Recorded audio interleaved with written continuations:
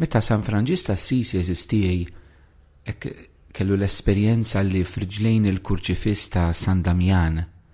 Hemmhekk jara fil-Ġesu qed jgħidlu Franġisku mur sow il-Knisja tiegħi li kif tara qed tiġġarraf. Hekk Franġisku fil-bidu kif nafu mill-istorja beda jirranġa l-Knisja tal-Ġebel. Fil-fatt laħaq irranġa 3 knejjes, 3 kappell. Però bil-mod il-mod fil-mixja tiegħu Franġisku wara fil-li dak li l-mulej kien qed jitolbu biex isowwi għax kien qed jiġġarraf kienet il-komunità nisranija, kien il-poplu tal-Alla, kien il-bniedem. U allura San Franġisk għamel qabża mill-esperjenza ta' Ġesu imsallab fit-talb għal Ġesu li huwa imsallab, Ġesu li qed ibati fil-bniedem. U dak li jenu jagħmel din il-qabża kien propju laqa famuża ma' wieħed Lebrus. Fi żmien San Franġisk kien hemm diversi Lebrużi, il-lebra ma kienx trattata kif inhi llum il-ġurnata, grazzi tal-Alla, illum għandna ħafna fejqana liha. Imma bħalma kien anke fi żmien Ġesu, il-Lebrużi b'xi mod kienu daqsxejn maqtuwajn il-barra mis-soċjetà, x'mart li jittieħed, etc.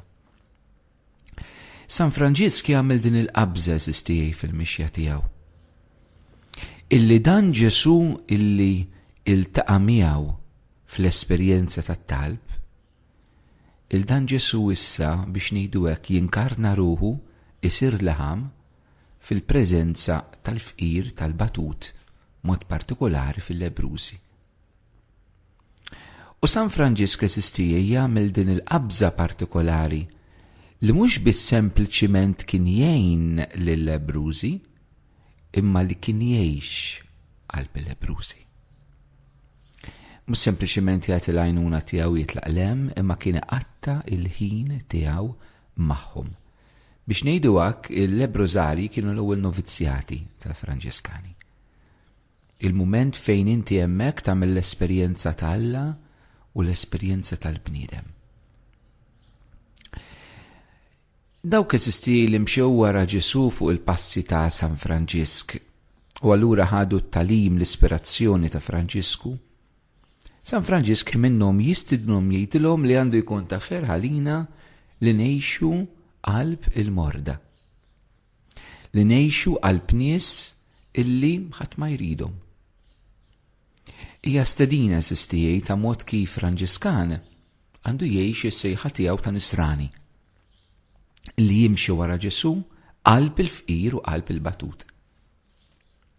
U dan kien mod kif anke l-Knisja kellha tiġġedded. Interessanti li l-Papa Franġisku fi żminijietna qiegħed ukoll jagħmel dawn il-proposti ta' San Franġisk meta jgħid Knisja fqira u Knisja mal-foqra, Knisja għall-foqra, Knisja li aktar preżenti qalb il-foqra. Ċertament mhux għax dan kien hemm xi mument fl-istorja tal-Knisja meta l-Knisja ma kienitx preżenti qalb il-foqra. Il-Knisja dejjem kellha persuni fiha illi kienu b'qalb kbira lejn il-fqir u l-batut. Dak li l-Papa qed jgħidilna li smalina forsi rridu noħdu aktar fiċ-ċentru ta' kull ma nagħmlu, mhux għal xi wħud fil-Knisja, imma bħala Knisja, bħala komunità nisranija. X'laħ mill-aħħar Ġesu jgħidilna li uġi biex ixandar il-bxara tajba lil-fqajrin. Il-bxara tajba li tixandar lil-foqra. Ħafna drabi il-Kristjaneżmu, il-Vanġelu, jieħu r-ruħ meta aħna nipritkaw il-fqir u l-batut, meta aħna preżenti hemmhekk. Hemmhekk toħroġ il-faċċata sabiħa ta' Kristu ħaj, il-faċċata sabiħa tal-Knisja, x'ħafna drabi dawn huma ħutna li l-iktar jilqgħu il-Ġesu, li l-iktar jilqgħu il-Vanġelu fil-ħajja tagħhom. Allora kont qed ngħid is-segwaċi ta' San Franġisk dejjem sabu dan il-mument kif dan setu jgħixuh. U qed ngħid dan sabiex hekk anke naqsam magħkom eżistijaj realtà ta' kif waħda mill-familji Franġiskani li hija il-Kapuċċini, li jiena parti minn din il-familja Franġiskana Kapuċċina, kif qed nippruvaw anke ngħixu din ir-realtà.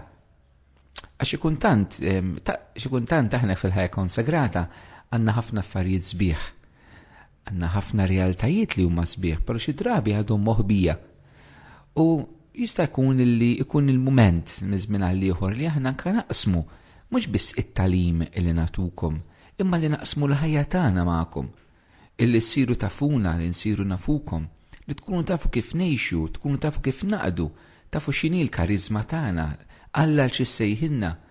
Għax drabi jiġrilna li n-nies meta jħarsu lejna, saċerdoti, reliġjużi, patrijiet, sorijiet, jaraw dejjem il-lenti tagħhom huma x'jistgħu jieħdu.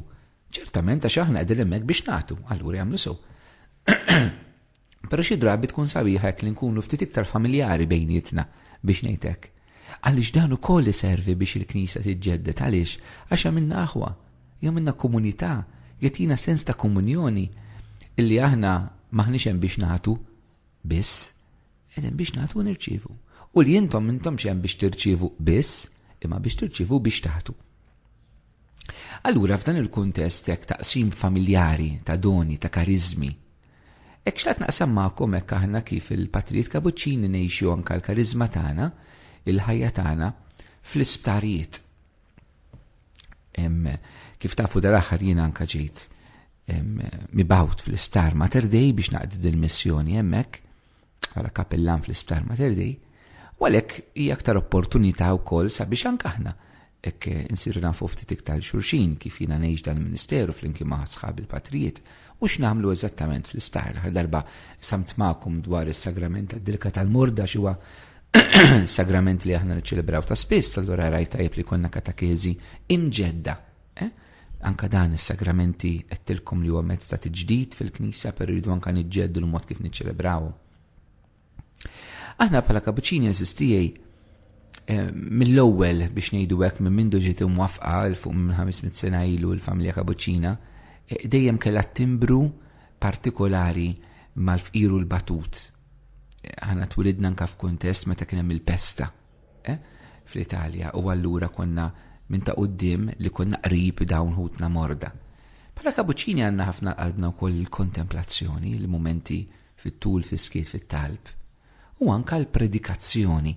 Hekk huma affarijiet illi fit-tradizzjoni tagħna huma doni differenti, il-ħaj ftit iktar kontemplattiva, il-predikazzjoni mal-fqiru l-batut. B'xi mod huma kollha nsibuhom fl-eruq tal-Vanġelu kif hexhom anke San Franġis t'Assisi. Il-ħajja ta' bejnietna, l-ħajja fraterna, ħajja komunitarja. Hawn Malta il-ħidma tagħna, s-servizz tagħna, l-mod kif nesprimu dak li aħna, parti minna mhux biss hija anke il-ħidma tagħna fl-isptarijiet. Bħalissa aħna nagħtu s-servizz tagħna fl-Isptar Mater Dei, fl-Isptar Ulzar Briffa, fl-Isptar Ser Paul Boffa, fl-Isptar Monte Carmeli u fid-dar tal-anzjani tal-Imtarfa. Sa ftit xurilu konna anke nagħtu s-servizz tagħna fl-Isptar San Vincenzo, fil-Isptar fir-residenza ta' San Vincenzo de Paul, li minħabba nuqqas ta' vokazzjonijiet, nuqqas ta' personel min-naħa tagħna ma kienx aktar possibbli li aħna nkompli nagħtu dan is-servizz.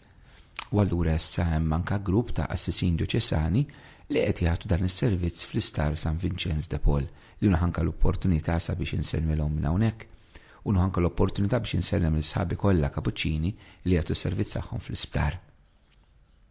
Kif taraw hemm firxa wiesa tal-ħidma tagħna fil-kuntest tal-ħajja tal-isptarijiet. Skont kull sptar aħna nagħtu s-servizz tagħna, il-preżenza tagħna skont il-bżonn tal-isptar għax kull sptar għandu dinamika għalih. Altru l-Isptar Monte Carmeli, altru l-Isptar Boffa, altru l-Isptar Briffa, altru id-dar tal-anzjani tal-Imtarfa, altru l-Isptar Mater Dei.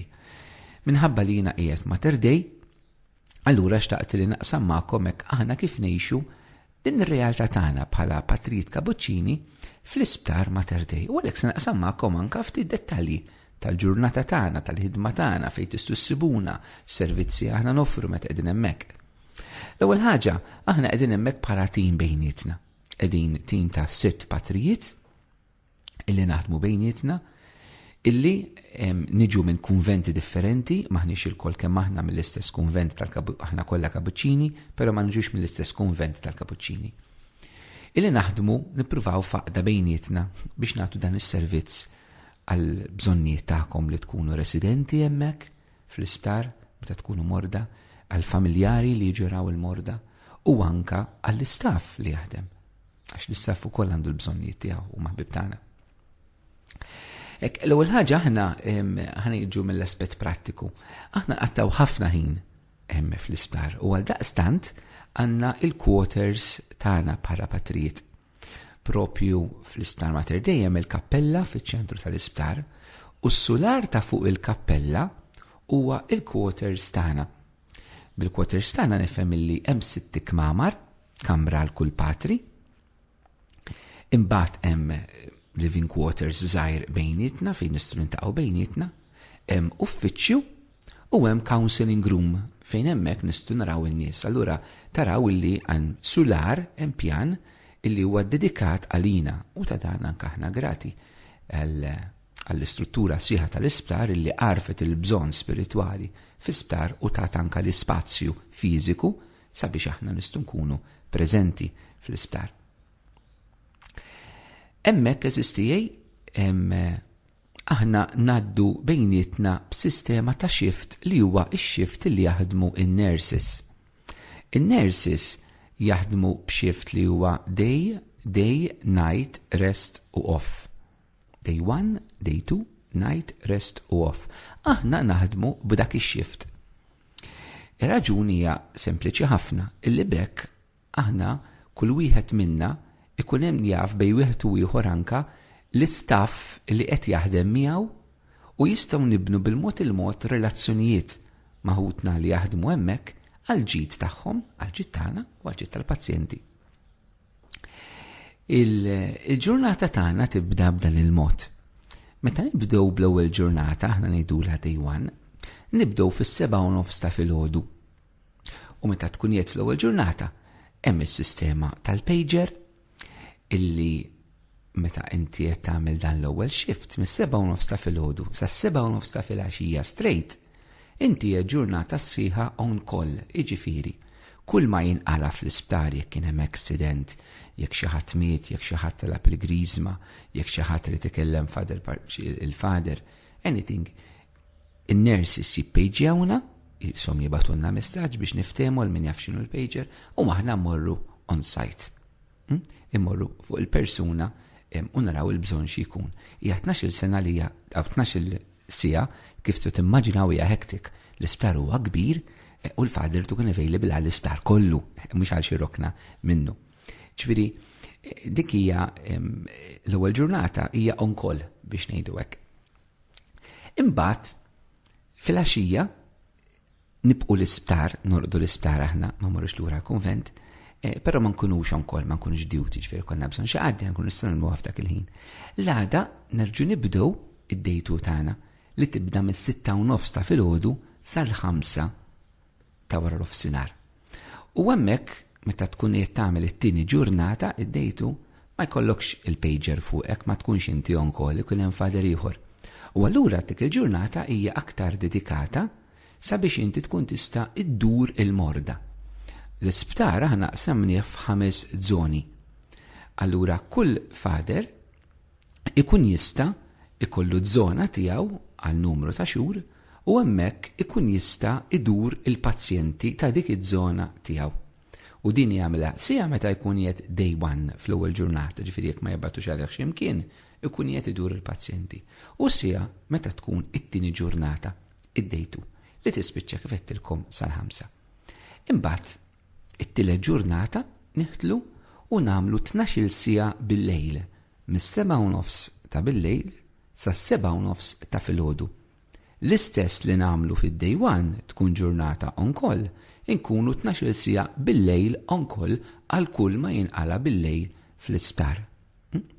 F'sus timmaġinaw ma jkunx lejl faċli għax fl-isptar sieħa fader wieħed kull ma jinqala kollu irid jassisti huwa, imma hija ta' ferħalina anke nagħmluha. Wara 12 sija bil-lejl eżisti noħorġu ftit bir-rest ukoll, noħorġu għall-mistrieħ. Dik tkun ir-raba' ġurnata u l-5 ġurnata mbagħad ikollna ġurnata off mill-isptar. Però ħafna minna ikonna affarijiet oħrajn xiridu nagħmlu fil-ħajja tal-kunvent, fil-kastiji affarijiet ta' predikazzjoni, nara n-nies, il-programmi tar-radju kull bżonn nirrekordihom minn qabel. Ġifieri konna ħafna affarijiet oħrajn li nibqgħu għaddejjin bil-ħidma tagħna. ġifiri hija off sa ċertu punt, off milli tkun fl-isptar, imma tibqa' tagħmel il-ħidma tagħna b'mod ieħor. U kif taraw il-ġimgħa malajr tgħaddi. Kull 5 ijiem nerġgħu nibdew dil-ġurnata, day 1, day 2, night, rest u off.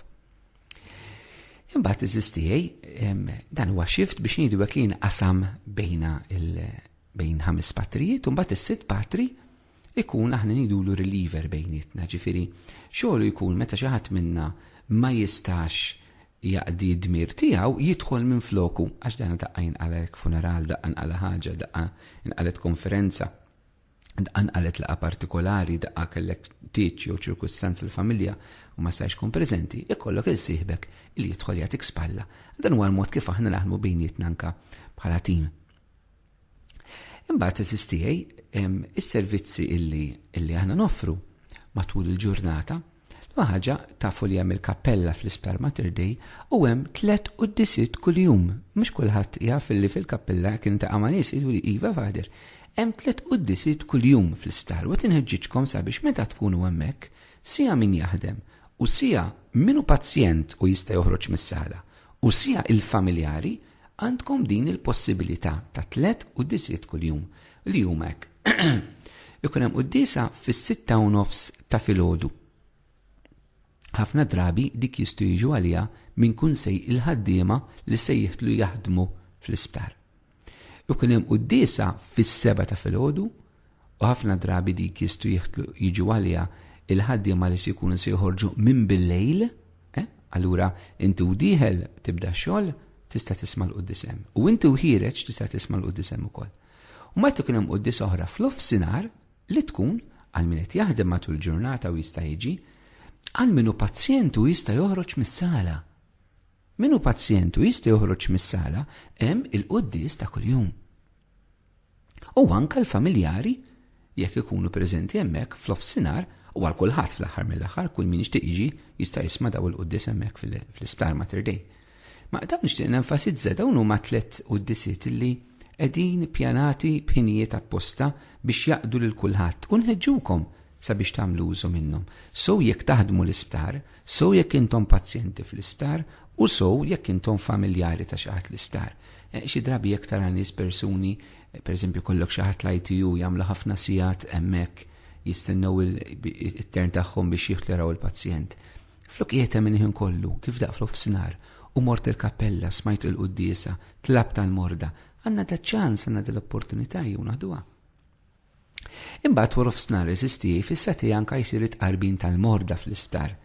Mhux faċli ssib ħin adattat dejjem dak l-aħjar ħin li sibna eżisti illi ma nagħmluhx aħna l-patrijiet biss minħabba diversi impenji li jkollna fl-isptar tlabna anke l-għajnuna ta' numru ta' ministri straordinarji tal-lajċi li jistgħu jgħinuna fit-tqarbin. U allura hemm diversi lajċi illi joħorġu anke jqarbnu l-morda fl-isptar u din hija ħaġa sabiħa wkoll. Mhux biex ma nagħmlux dan is-servizz aħna, però biex nistgħu aħna niddedikaw ukoll il-ħin tagħna iktar mal-pazjenti li kien raġuni partikolari u anke x'il-ġurnata kif rajtu tkun mimlija ftit mhux ħażin biex tipprova tlaħħaq ma' kollox. Apparti minn hekk aħna qegħdin hemmhekk ukoll jekk xi ħadd jitlobna il-servizz anke biex bżonn jiftaħ qalbu il-sagrament tal-Grisma qegħdin hemmhekk. Qegħdin hemm għalikom biex nakkumpanjawkom. Is-sibt rrid ngħidilkom li l-qudies ma tkunx fl-offsinar imma tkun fil-għaxija. Il-qudiesa tkun fil-għaxija sabiex tkun tot anke għal ħadd. U mbagħad il-ħadd eżistijej apparti il-qudies tas-6:30 fis-7:15 flok fis-7 u fl-offsinar issir qudies oħra f'xi sala f'xi ward għad-9:30 ta' filgħodu sabiex il-pazjenti f'dik is-sala jkollhom qudiesa u anke staff u nies oħrajn jistgħu jmorru għaliha f'dik is-sala tkun dejjem imħabbra fin-notice board tal-kappella. Taraw eżisti dan huma ftit ftit highlight żgħar mill-ħidma tagħna, ġifieri meta jsir il-ħin għall-ikel fl-offsinar wara l-qudies aħna niklu flimkien mal-istaff, mill-kantin tal-istaff inkunu ftit magħhom. Ikun għadil l-opportunità li għasħot minna jsibu l-ħin sabiex ikunu għedin hemmhekk. Kif taraw fl-isparja ħajja wkoll għalina, aħna mhux sempliċement tajna servizz tagħna u tlaqna ħabba l-ħin jitwal jissir kważi t-tieni dar tagħna.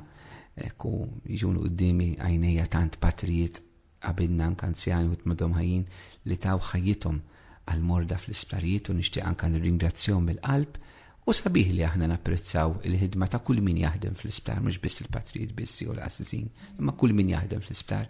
Għaliex Ġesu għalinna kull ma miltu ma l-iżar fost dawn ħuti għamiltuh miegħi, kont maritu ġejtu tarawni u Ġesu batna wkoll biex infejqu l-morda. Il-preżenza tagħna fl-isptar, il-preżenza ta' fejqan biex inġibu l-fejqan u l-imħabba ta' Ġesu fir-ruħ, fil-emozzjonijiet tagħna u fil-ġisem tagħna. Nitlobkom il-qalbi tolbu għalina, tolbu anke għalija, ħalli nkun nista' naqdi din il-missjoni li l-Mulej Ġesu qiegħed jafdanna.